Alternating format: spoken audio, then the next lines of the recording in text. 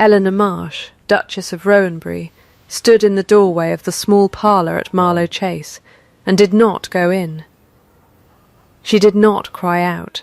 She did not reach for the doorframe to steady herself.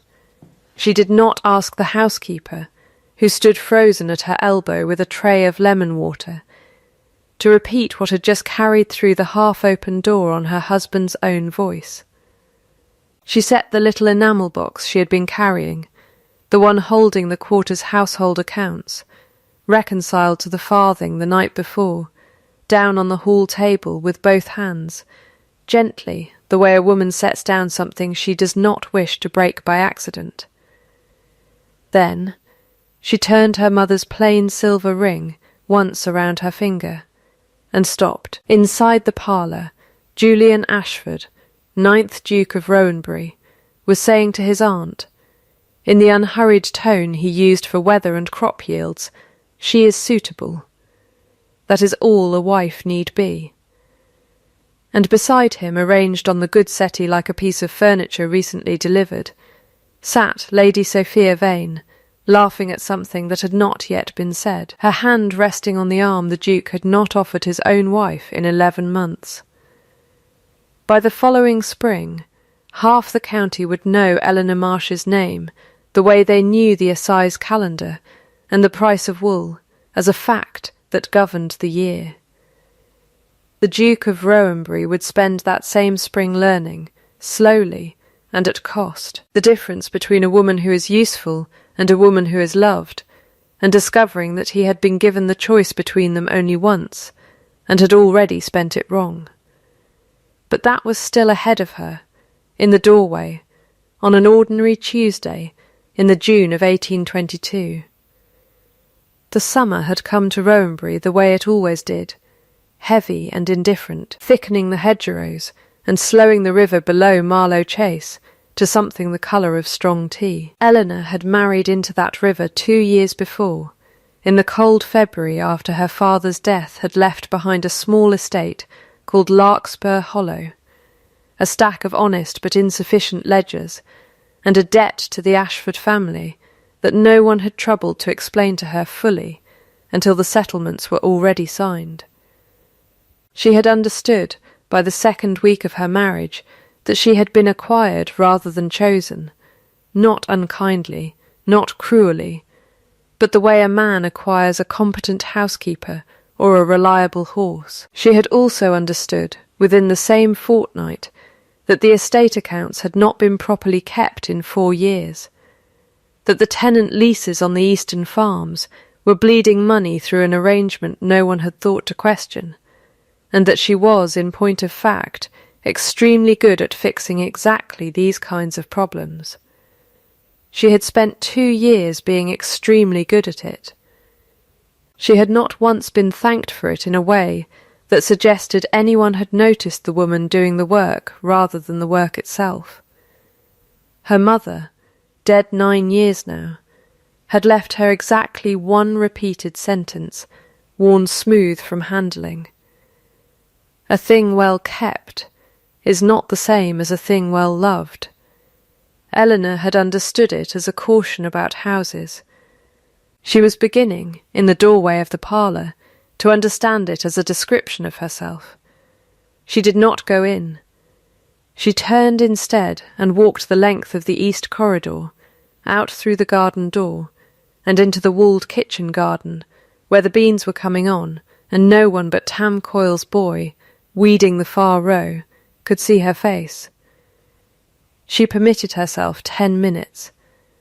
She had permitted herself exactly 10 minutes for every hard thing since she was 16 years old, ever since her mother had died in one of them, and Eleanor had learned that grief, uncounted, would eat a person's whole life if you let it sit at the table. 10 minutes, and then the ledger, or the letter, or the visit that needed making. She stood among the beanpoles and let the 10 minutes have her, let her hands shake, let her breath come short, let the sentence "she is suitable," that is all a wife need, be turned over and over like a stone in a mill. And then she took out her father's old pocket-watch, looked at it, and put it away. The blow, when it came in full, came 3 days later, in front of 40 guests. Marlow Chase held its Midsummer Garden gathering every year without fail, an event so fixed in the county's calendar that Eleanor had spent the previous week arranging trestle tables, confirming the fish would arrive fresh from Rowan Water, and settling a dispute between the cook and the confectioner over who commanded the icehouse. She had done all of this, as she did most things at Marlow Chase, without any expectation of being seen doing it.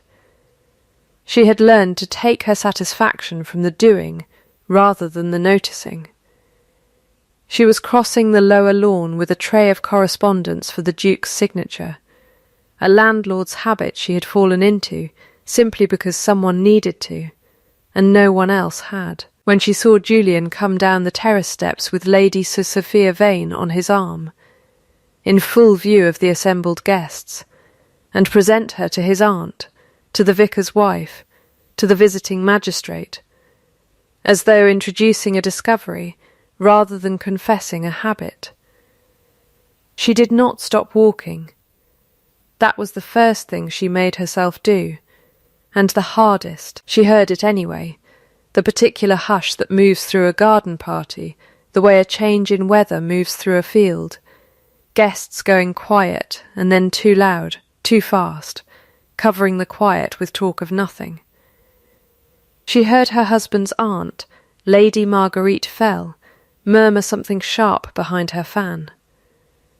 She heard, worst of all, her own name spoken by a woman 2 feet away, who had not troubled to lower her voice. Well, one does wonder what the Duchess makes of it, followed by a soft, unbothered laugh, as though the Duchess were a piece of scenery that could not, by definition, make anything of anything. Eleanor set the tray down on the nearest table. She did it the way she had set down the accounts box 3 days before, both hands, no sound, no haste. She did not confront him on the lawn. She did not weep into her handkerchief where the county could watch her do it.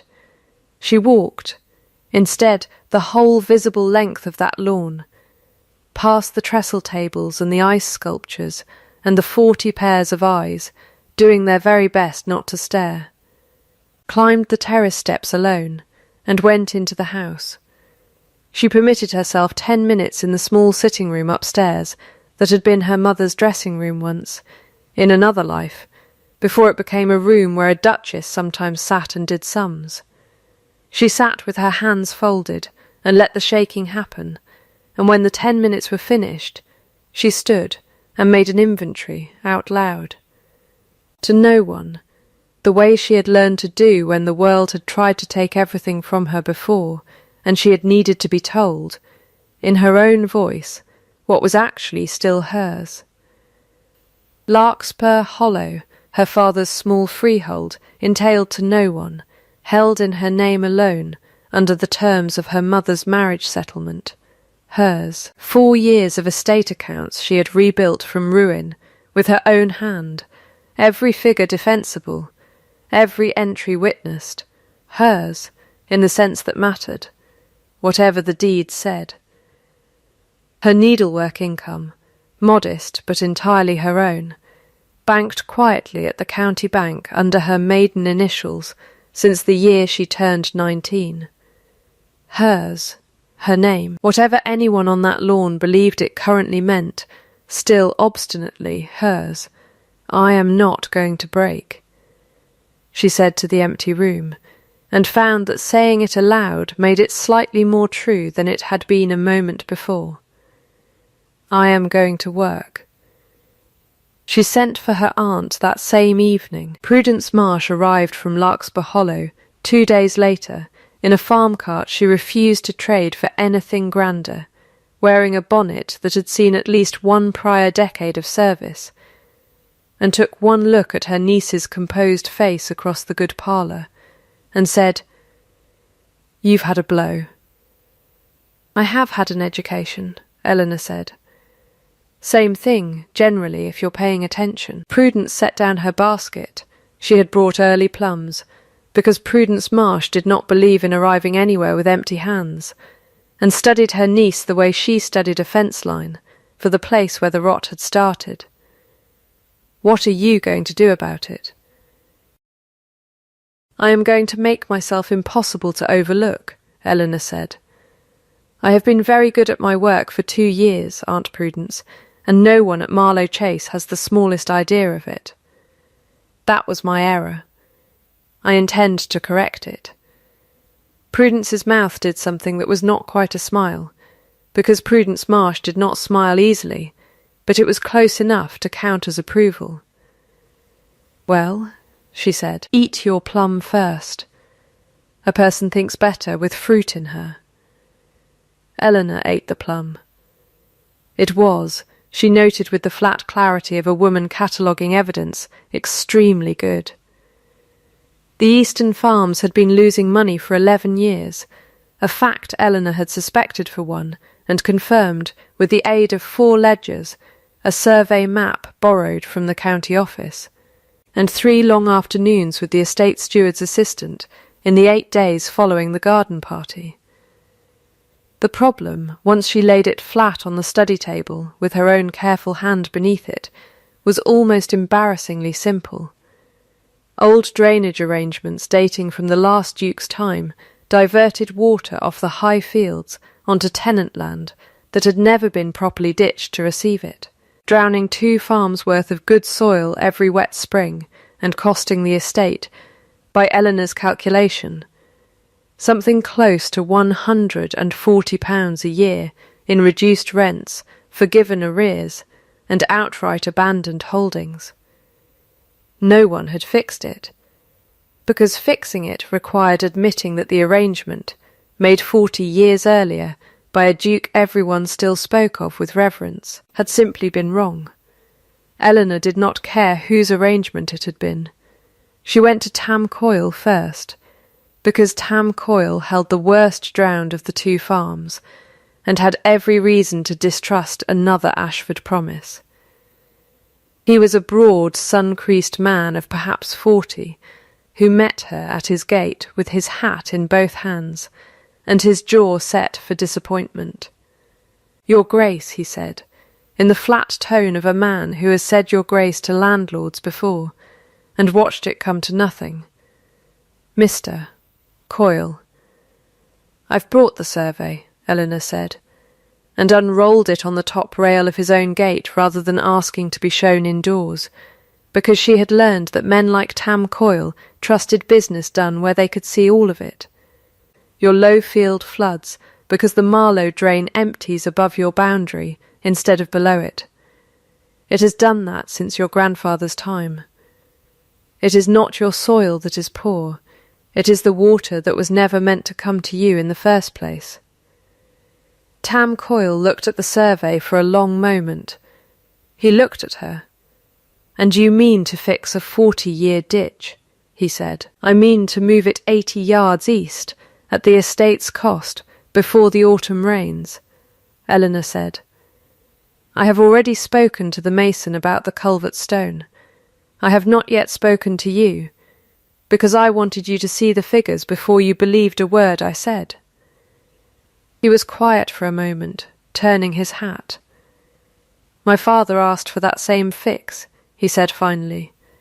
19 years back, old Duke told him a farmer didn't need to be teaching a duke his own land. "Your father was correct," Eleanor said. "I am sorry it took 19 years and a different duchess for anyone to say so." Something in Tam Coyle's face loosened, not into a smile, but into something adjacent to it, the particular relief of a man who has spent 2 decades being told he was wrong about his own flooding field. "Well," he said, "move your ditch then, your grace. I'll bring my own boys to the digging, if the estate's paying stone." "The estate is paying stone," Eleanor said, and held out her hand, which surprised him enough that he shook it before he thought better of it, a duchess's bare hand in a tenant farmer's rough one, and word of that handshake was around the parish by Sunday. The ditch was moved in 11 days. The 2 farms did not flood that autumn, nor the autumn after. It was a small thing, in the scale of an estate worth many thousands a year. It was also, Eleanor understood with the flat satisfaction of a woman who has learned to measure her victories honestly, the first thing at Marlow Chase in 2 years that had her name attached to it in the mouths of people who were not required to be kind to her. She heard, some weeks later and second-hand, that a name had begun attaching itself to the Eastern Farms recovery that was not the steward's. She heard it from her husband's own valet, who mentioned it to the housekeeper, who mentioned it carefully to Eleanor, the way one passes along something that might matter to a person who has learned not to expect good news. Julian Ashford noticed his wife for the first time, really noticed her, the way one notices a fact rather than a fixture, on a wet Tuesday in late July, when his land agent brought him the quarter's rent returns, and he saw for the first time in the estate's recent history that the Eastern Farms had paid in full. Whose doing was the drain? He asked, and the agent, a careful man who did not enjoy being the one to answer, said, "Her Grace's, sir." Julian said nothing to that for a long moment. It was not precisely the moment he began to change. It was the moment the possibility of changing first became visible to him, the way a man notices, quite suddenly, that a door he had assumed was a wall has a handle. He did not go to her that night. He was not yet a man capable of that particular honesty. But he stood at his study window and watched the lamp burning in the small sitting room across the courtyard, where his wife sat most evenings now with her ledgers, and found that he did not look away from it as quickly as he had grown accustomed to doing. He had been raised, from the age of 9, to distrust exactly that kind of noticing. His father, the 8th Duke, had married for love, had married a woman named Isabel, who was by every surviving account brilliant and restless and entirely unsuited to the slow arithmetic of an estate, and had watched that marriage burn through the family's credit and eventually itself. In the space of 11 years, ending in a scandal so complete that Isabel Ashford had left England altogether and never once written to the son she had abandoned. The old Duke had spent the remainder of his life teaching that son one doctrine, repeated so often it had worn a groove. A man does not marry what he wants. He marries what will hold. Julian had been 19 when his father died, still believing it. He was 31 now, and had built his entire adult character on top of it, the way a man builds a house on a single load-bearing wall, never troubling to ask whether the wall was sound. He had chosen Eleanor Marsh 2 years before, precisely because he had believed her safe from that particular danger, a sensible woman of sensible family, a marriage of accounts and utility, nothing that could ever again cost him what his father's choice had cost. He had told himself, and occasionally told others, that this was a kindness to her as much as a caution to himself. He had not once considered that a woman might wish to be wanted, rather than merely deemed suitable, because he had trained himself, for 2 decades, not to consider wanting anything at all. He watched her lamp burn until well past midnight, and told himself it meant nothing, and knew, in the particular stillness of a man doing arithmetic he dislikes, that it was beginning to mean something after all. Meanwhile, in the estate office at the edge of the home farm, Rupert Colling, the Duke's second cousin and, since the old steward's retirement, the man who managed the family's outlying leases, sat with a document he had been composing, in careful stages, for the better part of a year. Colling stood next in line for the dukedom, after Julian's own unborn children, a fact that had mattered a great deal to him for most of his life, and had begun, in recent years, to matter more than was entirely wise. He had watched Julian's marriage settle into its cold, useful arrangement with something close to satisfaction. A childless, loveless marriage suited his prospects rather well, and had watched, with rather less satisfaction, the Eastern farms turn a profit under a duchess whose competence he had previously discounted entirely. The note he had drawn represented an old debt, a genuine one once, from Eleanor's father's estate to the Ashford family, incurred in a bad harvest year, and long since folded into the marriage settlement and settled in full. Colling's note claimed it had never been settled at all, and claimed further, through a signature copied with real skill from an old lease document, that Eleanor's father had pledged Larkspur Hollow itself against it.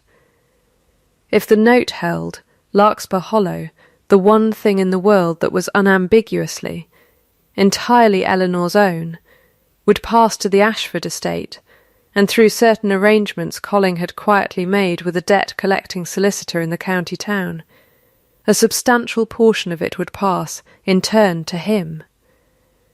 He needed only the right moment to produce it. A scandal would help. A marriage already unsteady would help more. He had been the one, in fact, who first suggested to Lady Sophia Vane that the Duke of Rowanbury might be amenable to a closer acquaintance, and had done so with a delicacy that left her uncertain, afterward, whose idea it had truly been.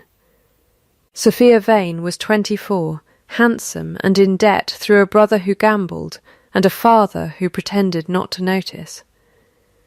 Colling had settled a portion of that debt, quietly, the previous winter, and had mentioned with equal quietness that he would consider the matter closed if she made herself visible on the Duke's arm at Marlow Chase's midsummer gathering, and continued to do so as opportunity allowed. She had told herself it was harmless, attention, nothing more, a Duke too cold to notice or care what was said of him, and had discovered, watching Eleanor Marsh cross that lawn without breaking stride, that harmless was not the word for what she had done. She did not yet have the courage to say so aloud. That would come later, and cost her something to say. By August, the county had begun to speak of the Duchess of Rowanbury the way it spoke of a well-built bridge, with the particular respect reserved for things that simply worked. Eleanor had turned the wool contract that same month, negotiating directly with the Rowan water merchants after discovering the estate's previous agent had been taking a private commission on every bale sold below market rate for 6 years running. She did not accuse the agent publicly. She simply renegotiated the contract herself, in the merchant's own counting house. With figures so precisely assembled that the merchant remarked, afterward, that he had not been managed so thoroughly since his own father died. The gain to the estate that quarter was upward of £200. The gain to Eleanor's reputation in the county was, by any honest measure, considerably larger. Julian found her in the study one evening in early September, bent over the wool ledger by candlelight, and did something he had not done in the 2 years of their marriage. He sat down across from her, uninvited, and asked what she was doing. Reconciling the merchant's figures against the estates, she said, without looking up. You needn't concern yourself with it. I have it in hand. I know you have it in hand, Julian said. I should like to understand it regardless. She looked up at that. It was, she thought, the first full sentence he had spoken to her in months that was not about weather, guests, or the disposition of a room. She explained the wool contract to him for perhaps 20 minutes, plainly, without softening the figures or her own opinion of the previous agent's honesty, and Julian listened the whole time without once interrupting, watching her hands move across the columns with something that was, if she had permitted herself to name it, very close to respect. You have done all this, he said finally, and I did not know it. You did not ask, Eleanor said. It was not an accusation. It was, in the manner she had learned from her mother's own maxims, simply a fact laid flat on the table between them. I have found that people rarely notice work that is never allowed to fail. He absorbed that in silence for a moment. I called you suitable, he said, at the midsummer gathering. To my aunt. Something in her stilled, the way water stills before it either freezes or breaks. I heard you, she said. He did not offer an excuse. That, at least, she would credit him for later, though not yet, not that night. I was wrong, he said. I do not yet entirely understand how, but I am not fool enough to think a woman who has done what you have done this summer is merely suitable. No, Eleanor said. I am not. I have never been merely anything, Julian. You simply were not looking. He did not answer that. He looked, instead, at her hands on the ledger, at the plain silver ring she wore that was not a duchess's ring at all, and something behind his eyes moved, the way weather moves behind a hill before it is visible over it. He rose to leave her to her work. At the door he stopped. The ring, he said. You never wear the Ashford sapphire. I offered it to you the week we married. You offered it to me the way one offers an inventory item, Eleanor said. I preferred my mother's ring. It was given for a reason. Yours was given for an arrangement. She looked at him then, steady, unhurried. If you ever wish me to wear it, Julian, you will have to give it to me again. Properly, this time. Not tonight. Not with an excuse attached to it. Show me first. He left without answering. She heard him stop, once in the corridor, and then go on. 2 weeks later, Lady Sophia Vane came to Marlow Chase uninvited, on a grey afternoon threatening rain, and asked to see the Duchess alone. Eleanor received her in the small sitting-room, poured tea for a woman she had every reason to despise, and waited. I have not come to apologise, Sophia said, which was, Eleanor thought, at least an honest opening. I do not know that I have the right to, yet I have come because I find I cannot continue as I have been, and I thought you deserved to hear why from me rather than from gossip. Go on, Eleanor said. Sophia's hands were not steady around her cup. Mr. Colling paid a debt of my brother's, she said. Last winter. He asked, in return, that I make myself visible with the Duke. I told myself it cost nothing. I did not ask myself why a land agent should care so much for his cousin's marriage that he would spend his own money to unsettle it. She set the cup down. I think now that it was never about the Duke at all. I think it was about you, your Grace, and something Mr. Colling means to take from you. Eleanor did not move, though something in her chest went very quiet and very cold. What is he holding? A note, Sophia said, against your father's old debt. I have seen it twice, on his desk, though I do not know all its particulars. I know it names Larkspur Hollow. The rain began outside, soft against the glass. Eleanor sat with that information for a long moment, turning it the way she turned every hard fact until it had a shape she could use. Thank you, she said finally, for telling me before it was demanded of you in a room full of people. I do not expect your forgiveness, Sophia said. No, Eleanor agreed. Not tonight. But I find I am not interested in ruining a woman who was used as badly as I was, by the same hand, in a different currency. Go home, Lady Sophia. Say nothing to Mr. Colling of this conversation, and when the time comes, if it comes, tell the truth in front of whoever asks it of you. Sophia looked at her with something close to disbelief. Why would you help me? I am not helping you, Eleanor said. I am building something. You happen, at present, to be one of its stones. She rose, signalling the visit's end. Whether you are a well-placed one is entirely up to you. That night Eleanor sat with her aunt and Mr. Aldous Finch, the county solicitor who had handled her father's affairs for 30 years, and knew every debt the Marsh family had ever honestly owed, and laid the problem out flat. "My father settled every obligation to the Ashford estate before he died," she said. "I have the receipted accounts in my own strong-box at Larkspur Hollow. If Mr. Colling produces a note claiming otherwise, it is either an error 4 years too late to matter, or it is a forgery."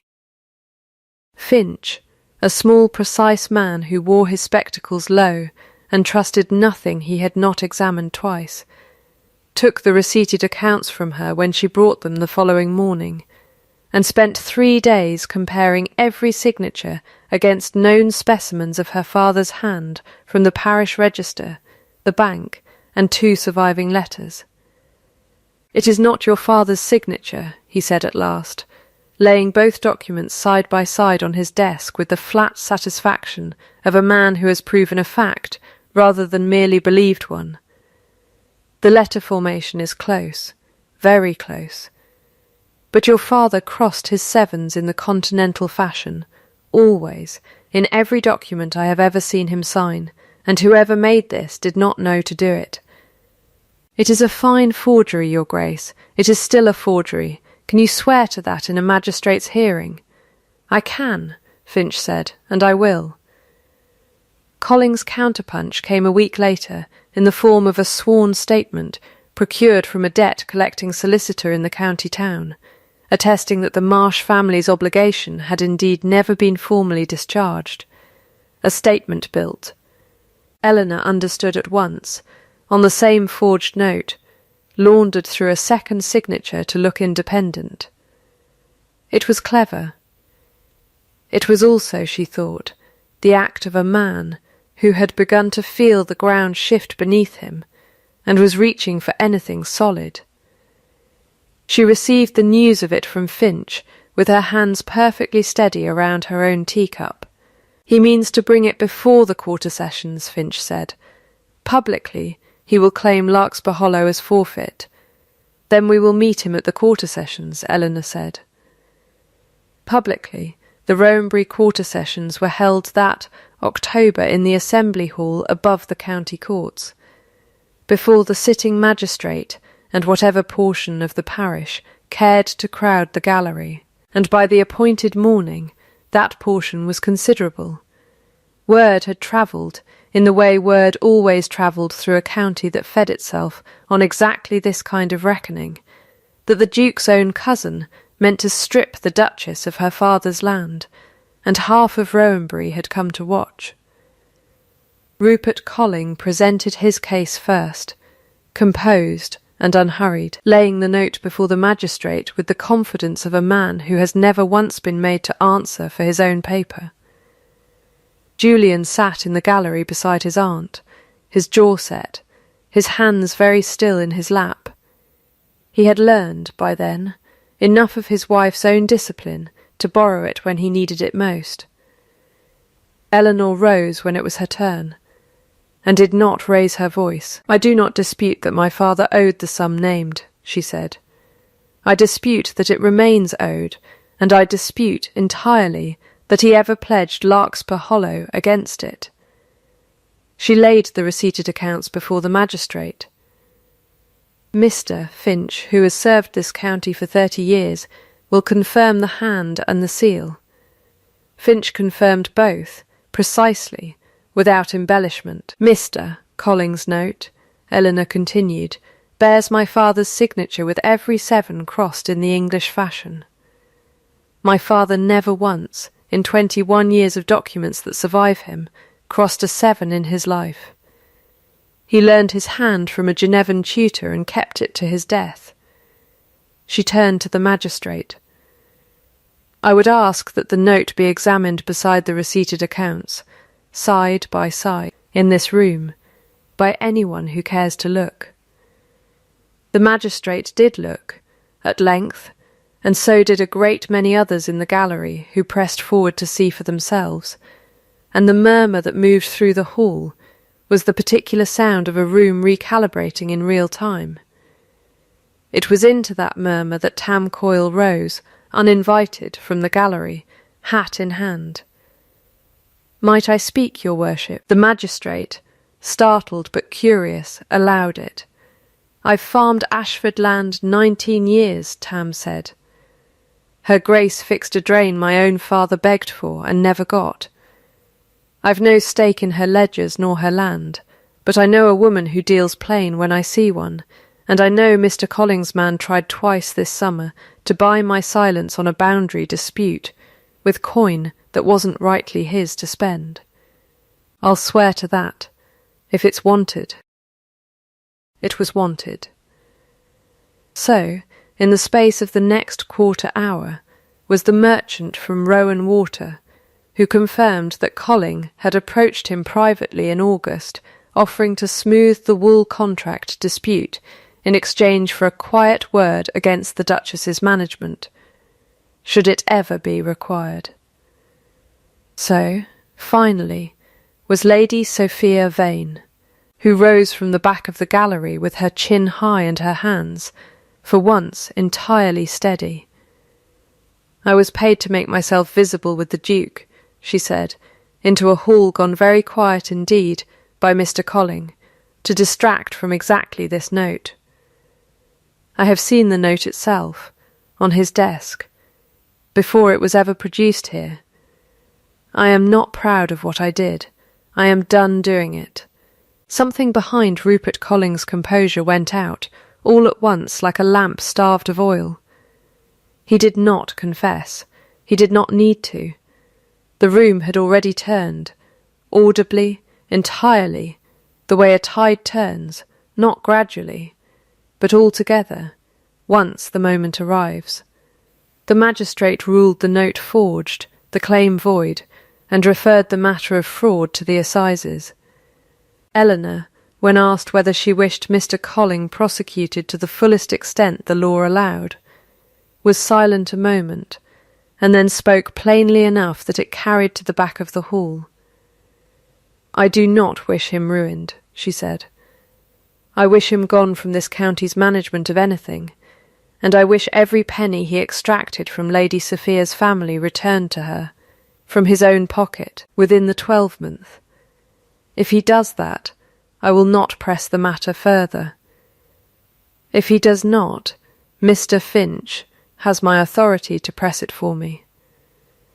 It cost Colling everything he had actually wanted, the steward's post, the standing, the quiet claim on a dukedom he would now never be trusted near, and it cost him none of the thing Eleanor could have taken, and did not. The gallery understood the difference. It was, several of them said afterward, the single fact that turned Eleanor Marsh from a duchess the county respected into one it would have followed into a burning building. Julian did not speak to her on the ride home.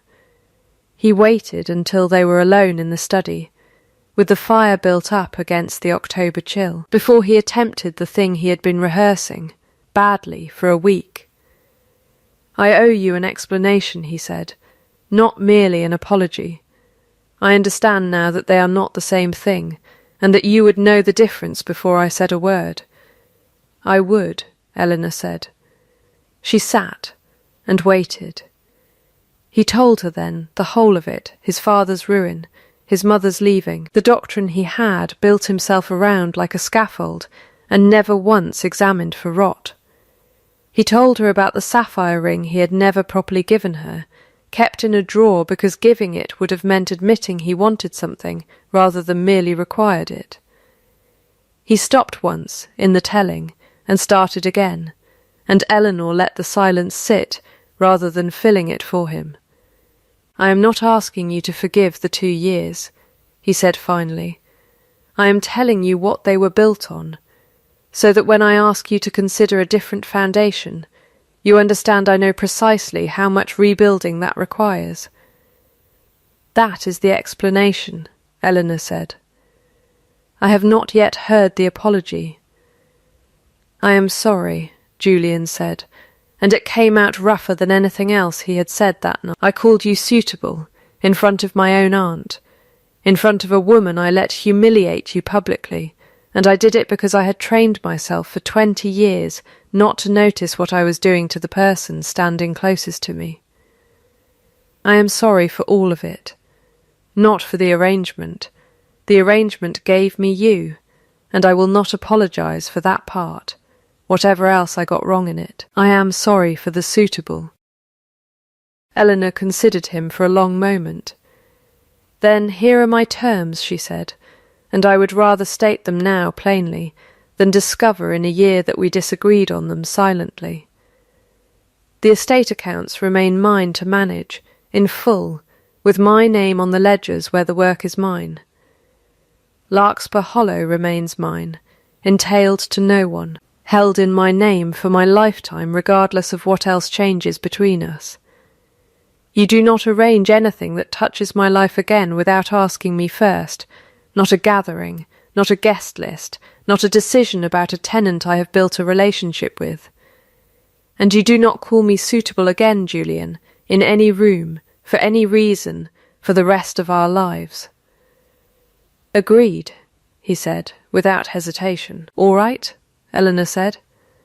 All right, then, Julian said, and something in the room, some old held breath, eased very slightly, though neither of them named it. Sophia Vane came once more to Marlow Chase in November to make her own apology in full, not the county's version, delivered in a crowded hall, but a private one, given to Eleanor alone across the same small sitting room where she had first told the truth. I could have refused Mr. Colling from the start, she said. I chose the easier debt instead of the harder honesty. I am sorry for the part I played in your worst afternoon, and I do not ask you to forget it. I do not intend to forget it, Eleanor said. I intend to remember it precisely, and forgive it anyway, because you corrected it in the one room where the correction mattered most, at real cost to yourself. She considered the younger woman a moment. Misty, Finch tells me you have no position now that Colling's household has scattered. Larkspur Hollow will need a steward's clerk by spring. If you have any head for figures and no objection to plain work. Sophia's composure, so carefully held through the whole visit, finally broke, not into weeping, but into something quieter, a held breath let go. Why? Because you are not the villain of this story, Eleanor said. You were a tool someone else picked up. I find I have very little use for punishing tools. I have considerably more use for good clerks. The winter that followed was, by any outward measure, unremarkable, and it was in the unremarkableness that Eleanor found the proof she had actually been waiting for. It was not in speeches. Julian made her exactly one more speech, brief and plain, the evening he finally placed the Ashford sapphire in her palm, rather than merely offering it. I am not asking you to wear this because it is expected, he said. I am asking because I would like, for once, to give you a thing rather than assign it to you. And she wore it from that night, alongside her mother's silver ring, not instead of it. But the speeches were not what convinced her. Roofs convinced her. Unwitnessed, ordinary labour, repeated on days no one was watching, convinced her, the way her mother's maxim had always insisted it should. He began moving his chair beside hers over the estate ledgers in the evenings, not across from her, and asking questions rather than issuing opinions. He began pouring her tea before she asked for it, having noticed, finally, that she took it without sugar and precisely 2 minutes steeped. He began consulting her, first on small matters and then on large ones, and, the thing that told her most, he began correcting himself aloud when he caught his own old habits reasserting themselves, rather than waiting to be caught. The relapse came in February. small and unremarkable in itself, which was exactly why it mattered. He renewed a lease on the northern farm, without consulting her first, out of nothing worse than old habit, the reflex of a man used to deciding alone, and told her of it afterward as though it were nothing. Eleanor set down her pen. "That farm borders the tenant families I've spent 8 months building trust with," she said, evenly. "You did not ask me. You simply did it, the way you would have a year ago." He stopped himself before defending it, which she noted, and which mattered more than the lapse itself.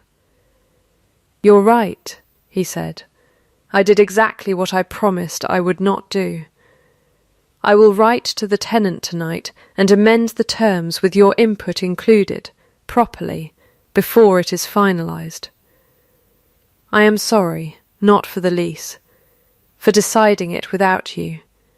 "That is the correction I needed to hear," Eleanor said, and let the matter close there, because she had learned by then that a single honest correction was worth considerably more than 100 promises never tested. He asked her to marry him again in March, not before a magistrate, since they were, by every legal measure, already thoroughly married, but in the walled kitchen garden where she had once taken her 10 minutes among the beanpoles, on an evening when the first real warmth of spring had finally reached Rowanbury. "You once heard me call you suitable," he said, "in a room I did not know you could hear. I have thought of little else this year but what I would say instead, if I ever had the chance to say it again, in a room you chose to be in. Say it then," Eleanor said. "You are not what I bargained for," Julian said. "I bargained for suitable. I bargained for useful and safe, and nothing that could ever cost me the way my father's choice cost him. I got, instead, a woman who rebuilt an estate I had let rot, who forgave a rival with more grace than I have ever managed toward anyone, who out-argued my own cousin in front of half the county, and did it without raising her voice once. I would choose you, Eleanor, not because it is safe. I have been choosing you, in small ways, since the day I saw your name on a ditch you had no obligation to fix, and I find I would like to spend the rest of my life choosing you in larger ones." "That is not suitable," Eleanor said. "No," Julian agreed. "It is not suitable at all." "Then we are agreed," she said. "We are agreed," he said, and this time, when he reached for her hand, she gave it to him without turning the silver ring first, because there was, for the first time in 2 years, nothing in the gesture that needed steadying. 2 years passed, and Rowanbury settled into a shape it had not held before. Larkspur Hollow, still entirely Eleanor's own, became the site of a small parish school that she and Sophia Vane, now the estate's chief clerk, and by all county accounts the sharpest head for figures Rowanbury had produced in a generation, founded together the second spring, open to tenant children regardless of what their fathers could pay. The eastern farms, long past their flooding, posted fair wages for every hand at harvest, a practice Eleanor had insisted upon the first year, and Julian had continued without being asked the second, which she took, privately, as proof of something more durable than any speech could have offered. Rupert Colling repaid Sophia's family debt within the year the magistrate had allowed him, in full, from the sale of what modest property remained to him, and left the county for a clerkship in the north that no one at Marlow Chase ever heard mentioned again. It was not forgiveness, precisely, that Eleanor felt when Finch confirmed the final payment. It was closer to completion, a ledger balanced, an account closed, nothing further owed on either side. Tam Coyle's low field, 8 harvests on from its mended drain, remained the most reliable acreage on the estate, and Tam himself sat by the second year, on the small tenant council Eleanor had established to advise on exactly the kind of decisions the old Duke's arrangements had once made, without asking anyone at all. The Ashford sapphire and the plain silver ring were worn together, every day, by a duchess the county no longer discussed in whispers behind fans, but named, without irony, among the reasons Rowanbury had become a place other estates sent their agents to study. Marlow Chase itself, in the particular way houses have of holding the temperature of the marriages inside them, had stopped being cold. Guests remarked on it without quite knowing what they were remarking on. A warmth in the rooms that had nothing to do with the fires. A sense, walking the corridors, of a house finally allowed to exhale. Eleanor kept her mother's maxim, in the end, but she had changed what she heard in it. A thing well kept is not the same as a thing well loved. She had spent 2 years being the first without the second, and had answered it not with tears but with work, with ledgers, with a ditch moved 80 yards, and a forged signature caught on a single crossed 7. She had not waited to be loved before she made herself worth loving on her own account. She had simply built, patiently and in plain sight, until the man who once called her suitable had no honest word left to call her, but everything. She had stopped asking to be seen. She had made herself impossible to unsee. And that, in the end, was not a thing that could be taken from her, not by a mistress paraded on a summer lawn, not by a forged note, not by a husband's cold arithmetic, not by anyone at all. It could only, ever, be given away, and she had learned, at last, to give it only where it was properly earned.